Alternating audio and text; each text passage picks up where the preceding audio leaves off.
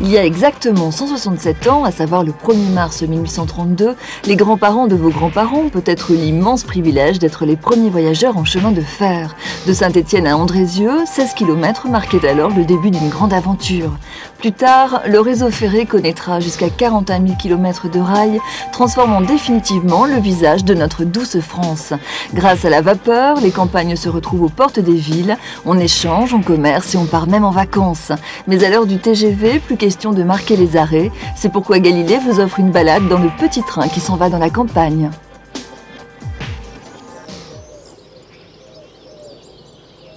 La gare de Mandres-les-Roses est située à 25 km à l'est de Paris. En 1930, 27 trains s'y arrêtaient chaque jour. Aujourd'hui, ils ne passent plus, même les rails ont disparu.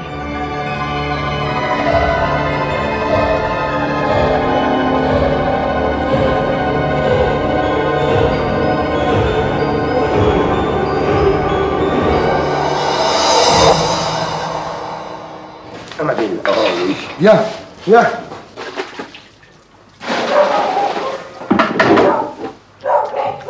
Viens, juste. Allez.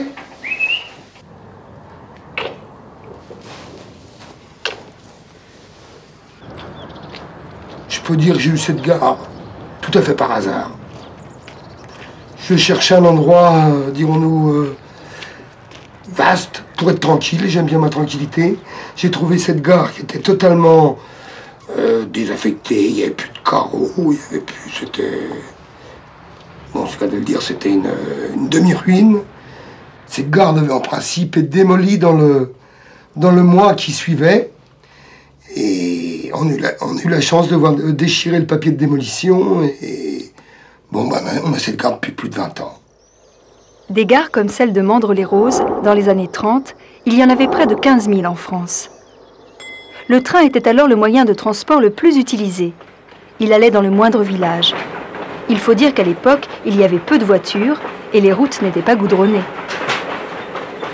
La ligne qui passait à Mandres reliait la campagne à Paris. Elle aboutissait ici, place de la Bastille. Parce qu'avant l'opéra, il y avait une gare. C'est à partir du milieu du XIXe siècle, sous le Second Empire, puis sous la Troisième République, au moment de la Révolution industrielle, que les voies de chemin de fer ont été construites en France. En 100 ans, on est passé de quelques dizaines de kilomètres à plus de 40 000. Jusqu'en 1937, 5 grandes compagnies privées se partageaient le territoire et les voyageurs. Elles possédaient chacune leur ligne, leur gare, leur train et leur prestigieux terminus parisien.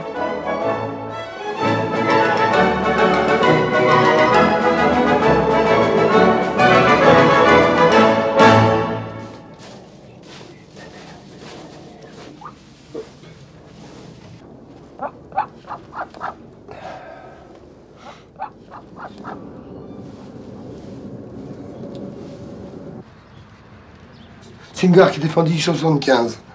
Oh ben c'est en pierre. Hein. Les murs font une cinquantaine de centimètres. C'est fait pour durer, comme on dit. Ce que nous habitons, c'était vraiment l'appartement du chef de gare. C'était assez spacieux, faut reconnaître. Bon, faut pas avoir de gosse, hein. Mais bon. Si c'est pour habiller dans un HLM ou une chose comme ça, je préfère habiter dans ma gare, je le dis tout de suite. Hein. Même dans un pavillon, pour moi, c'est trop petit. Donc la gare, c'était parfait.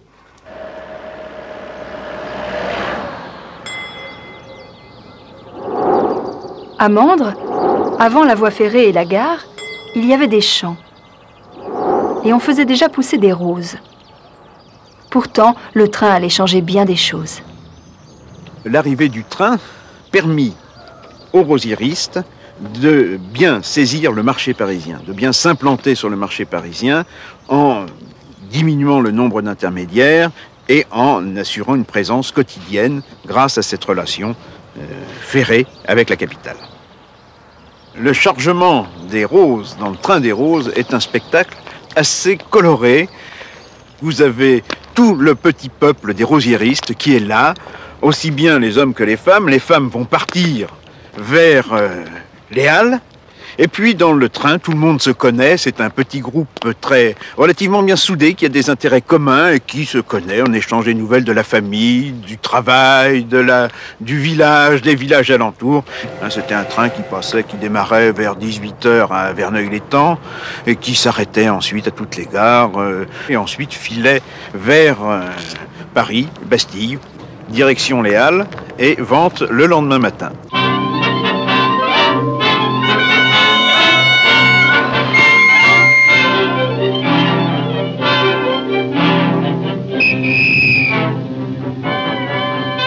Partout en France, grâce au chemin de fer, les campagnes se sont rapprochées des villes. Même à la vitesse d'un tortillard, il devenait plus facile pour les enfants des campagnes d'aller en pension, au collège ou au lycée et de rentrer chez eux 3 fois par an, et pour les paysans d'aller vendre leurs produits dans les foires.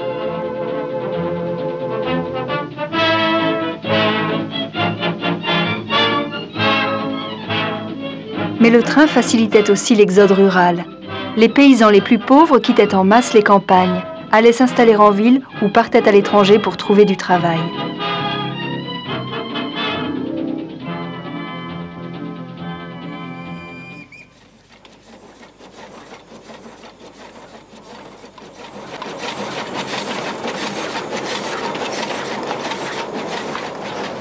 Aujourd'hui, certains passionnés, amateurs de vieux trains, redonnent vie aux machines à vapeur et retrouvent les sensations du passé.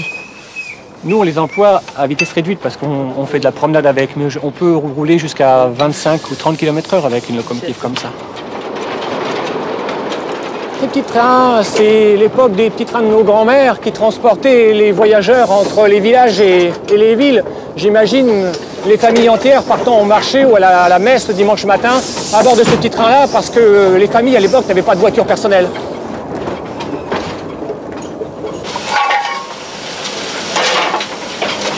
J'imagine les familles en train d'attendre le train au bord de la voie, faisant signe, avec les cabas chargés de poireaux ou de salades. Et ça devait être quand même assez folklorique. Hein.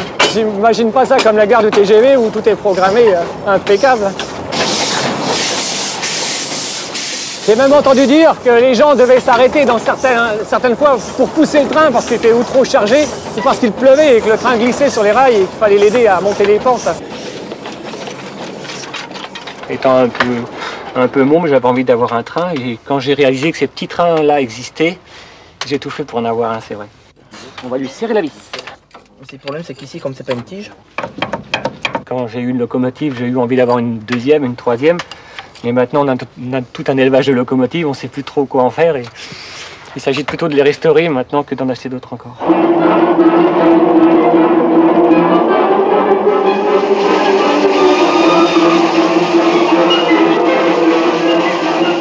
Dans les années 30, le train allait dans les campagnes les plus reculées. Mais il permettait aussi de relier les grandes villes entre elles à des vitesses folles. Paris-Lille à 100 km/h, un record pour l'époque.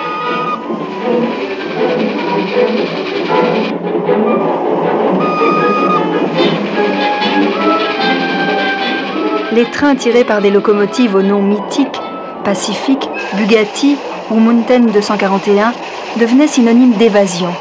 Les loisirs et le tourisme étaient en train de naître. Quand j'éprouve subitement l'envie de changer d'air, je n'hésite pas un moment, je prends le chemin de fer. Les avions, les 100 chevaux, ça ne me fait pas peur, mais je pense que rien ne vaut la machine à vapeur. Je trouve épatant de rouler sur des rails, tout en dégustant du saucisson à l'ail. Quand je suis dans le train, ça roule, ça roule, ça roule. Une fois qu'on a pris le départ, on arrive bien quelque part.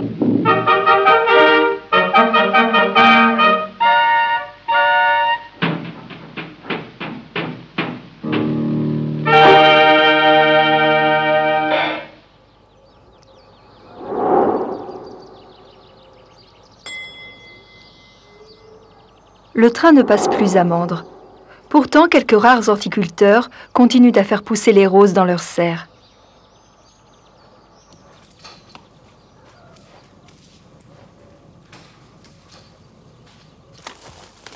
Maintenant, principalement, les roses viennent de l'étranger.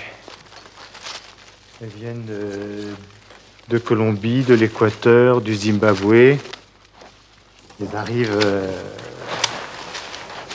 à Roissy ou à Orly, ou alors ils passent par la plaque tournante de la Fleur à Amsterdam, qui après dispatche sur l'ensemble de l'Europe. Monsieur Vigoureux est l'un des derniers rosieristes de la région. Il livre lui-même sa production.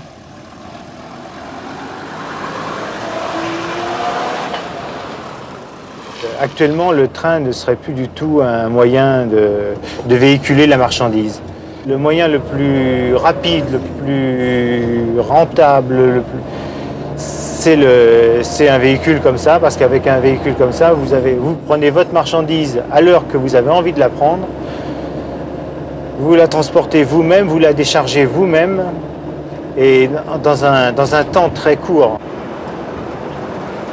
Tous mes collègues font la même chose que moi, chacun a son camion, et chacun va directement, par ses propres moyens, sur le marché de Rungis. Après la Seconde Guerre mondiale, l'usage de la voiture prit de plus en plus d'importance. Et peu à peu, le train devint moins pratique. On commença alors à démonter les voies.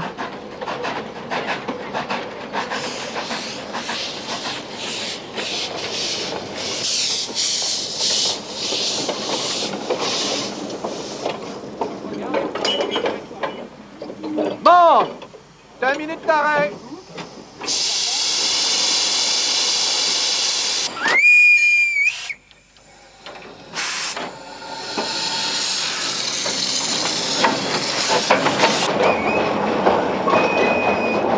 Le dernier voyageur a pris le train en gare de Mandres-les-Roses un matin de mai 1953. Puis la ligne a servi à transporter des marchandises jusqu'en 1984. Puis, les trains ne sont plus passés.